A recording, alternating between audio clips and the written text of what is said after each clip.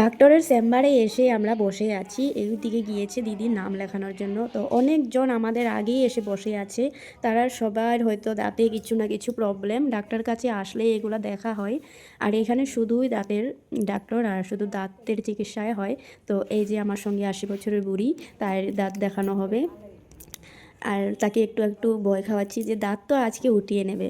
আর ভয়ের কোনো কথা নেই যে দাঁত যে এখনই উঠাতে হবে এরম না, প্রথমে ওষুধ দিবে, তারপর ডেট দিবে, তারপর উঠানো হবে। আর তাই যখন গিয়েছিল ভিতরে আমাকে নিয়ে, আর ওই ফাঁকে এই ঠাকুমা আর দিদি গিয়েছিল নিচে জল আনার জন্য। আমার যে যা ভয় লেগেছে, আমি তো ভিতরে যেতে ইচ্ছা ছিল না, কারণ তারা ওই সময়তে নিচে গিয়েছিল আর আসতে টাইম লেগে যাবে। আর ওই ফাঁকে তার নাম ডেকে নিয়েছে আর ভিতরে আমারও যেতে হয়েছে। যে যে দৃশ্য আমি দেখলাম, আমার চোখের সামনে একটা ছোট মেয়ের দাঁত উঠিয়ে নিয়েছে, মেয়েটা খুব কান্না করছিল। আর সেইগুলো দেখে তাই বলছে আমি কিন্তু দাঁত একদমই উঠাবো না। পুরা ভয় খেয়ে গিয়েছে, আর ভয় পাওয়ারই কথা, এভাবে দাঁতটা টান মেরে উঠিয়ে ফেলেছে।